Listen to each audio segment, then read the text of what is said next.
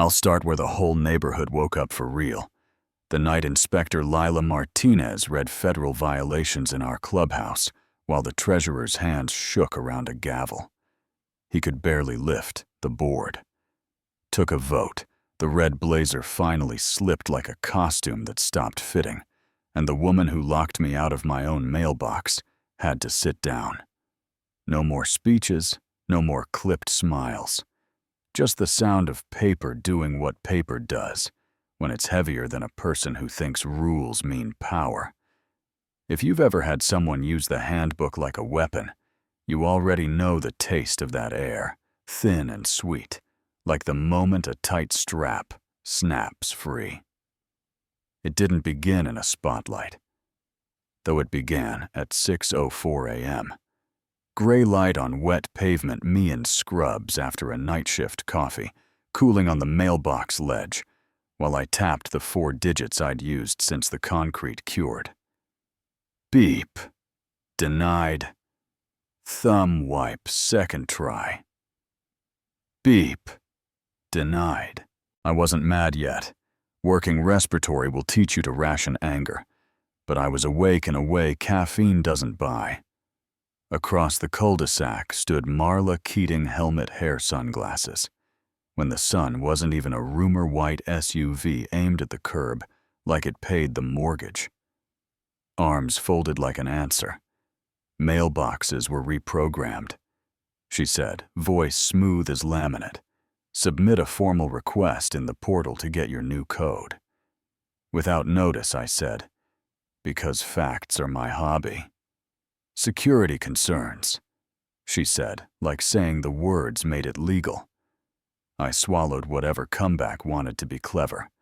Filed the request at 12:17 p.m. with a screenshot. Like a seatbelt, woke up to silence. Day 2 the same day. 3, worse, my HR credential packet late enough to threaten my job.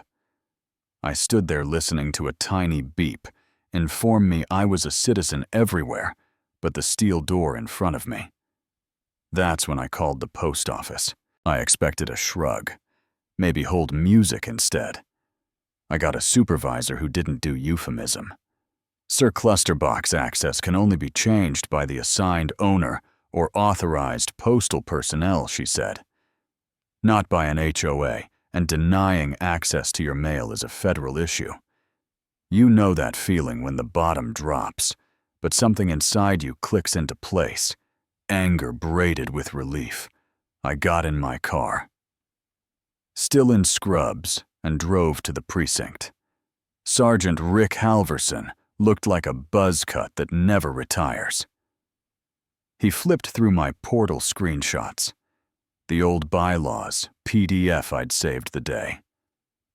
Marla cited me because my flag brushed a maple branch. The code assignment, the dates, the times. A civilian board locking a resident out of federally regulated mail. He said that's obstruction. I'll escalate to the postal inspector. Keep the paper trail tight.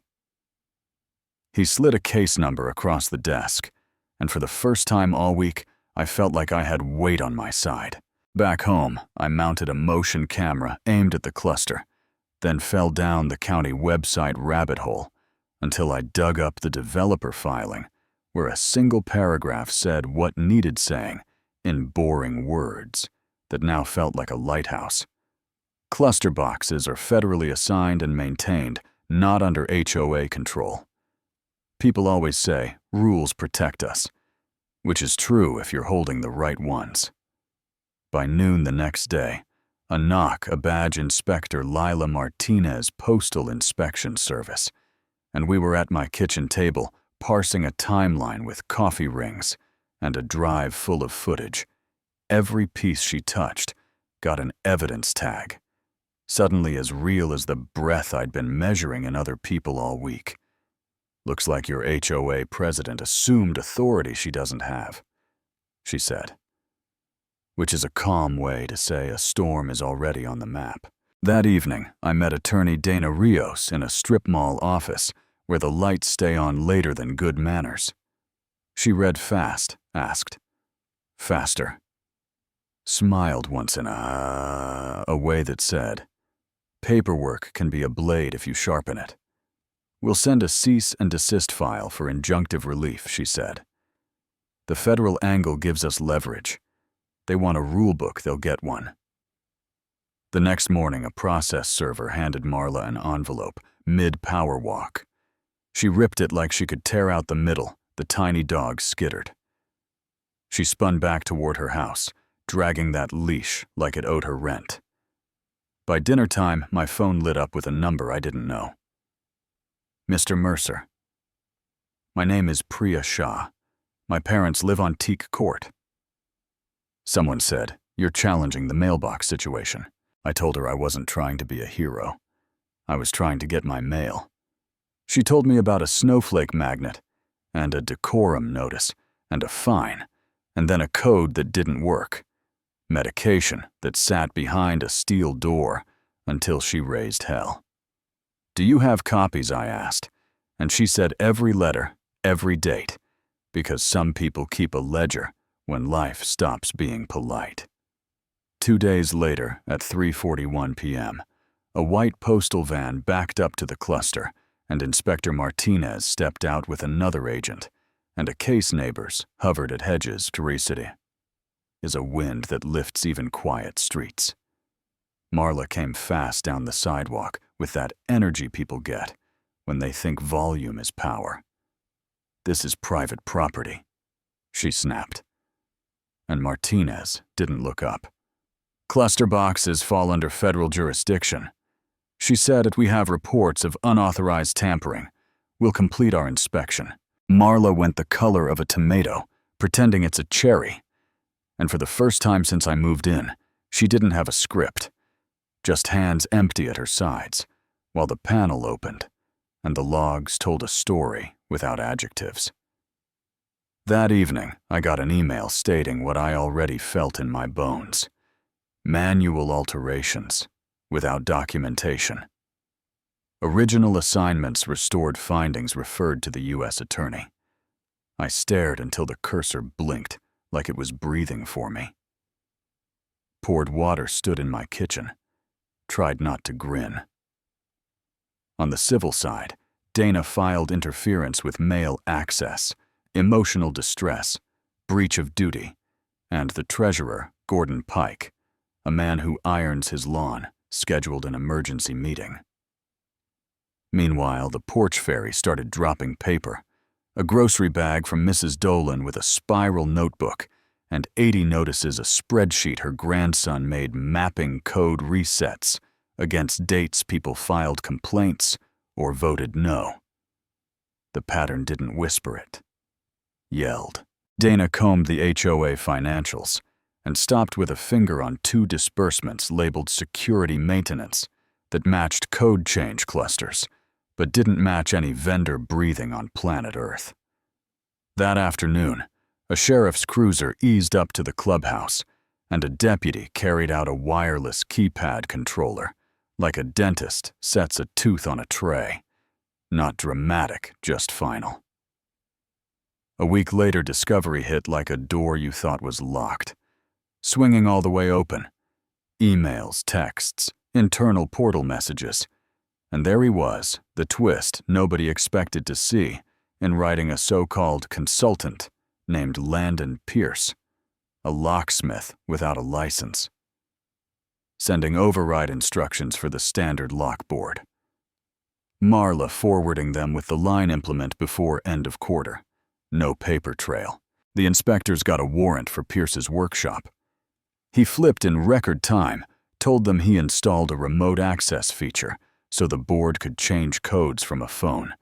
And that's when petty control crossed into technical sabotage, and the air got thin again, for a different reason. Thursday night at 7, the clubhouse filled like a lung people. I'd only waved at took chairs, and then walls. Someone wheeled a projector to the front. Gordon tapped a mic and flinched. Said President Keating would speak as she walked to the podium. In a brighter red blazer, like color. Could rewrite a log file and told us there were misunderstandings that everything she did protected integrity and safety. That etiquette had been ignored. "Federal law isn't etiquette," I said from the third row. And it came out steadier than I felt. "You locked me out of my mail. You locked other people out. You punished dissent with a 4-digit code. You had no right to touch." Priya stood up behind me and said her parents missed medication. The projector lit the wall with the developer clause, the portal screenshots with no notice, the spreadsheet with red dots that looked like a rash across months. Marla said she would have order. Inspector Martinez stepped up just enough to show the badge without owning the stage, and said the inspection found manual alterations and equipment had been seized, and the matter was with the U.S. Attorney. Further communications would go through counsel. Donna lifted a hand and waited, which is a kind of authority. Bullies never learn, and then asked Gordon to read the motion. He cleared his throat and did it. Effective immediately. Suspend President Marla Keating, pending federal and civil proceedings. Appoint an interim manager to ensure compliance. "You can't do this," Marla said, calculation racing her mouth, "and losing you are destabilizing the community." "Ma'am, have a seat," Martinez said. "And that's the line my neighborhood will quote at cookouts for 10 years. Hands went up. Then, all but one, the gavel landed like small thunder, and the room exhaled. That's where the story could end, on the sound of wood and air and a red blazer with nowhere to go. But life keeps its own footnotes. In the parking lot, a neighbor I barely knew leaned on his truck and said, "I guess you're running the board now," half joke, half challenge. And I laughed because sometimes laughter is a bridge, and sometimes it's a fence. The next morning, my old code worked. The door snicked open. The HR packet sat inside with a postmark that made my jaw clench. An envelope from a kid down the block, yet thanks in handwriting, that looked like it was trying on shoes. Then, late that night, my motion camera caught a car idling too long by the cluster. No one got out, maybe a text, maybe nothing. Maybe somebody missing the feeling of power. A keypad gives a person who doesn't deserve it. So yeah, we won the part. A gavel can decide, and I'm grateful the podium is empty of red fabric today. But here's where I'm honestly split. Do I run for the board to help fix what she broke, or do I become the thing I fought, a new container for old water? You tell me. If you've seen HOAs reach past their lane, drop what happened and where the line is for you. If you believe fines and code changes keep neighborhoods safe, explain how you keep order from turning into control. And if you've stood in the morning light with a code that suddenly didn't include you, say so. I'll read every comment. Tell me if I was right to escalate to the feds, or if I just traded one problem for another with a friendlier face.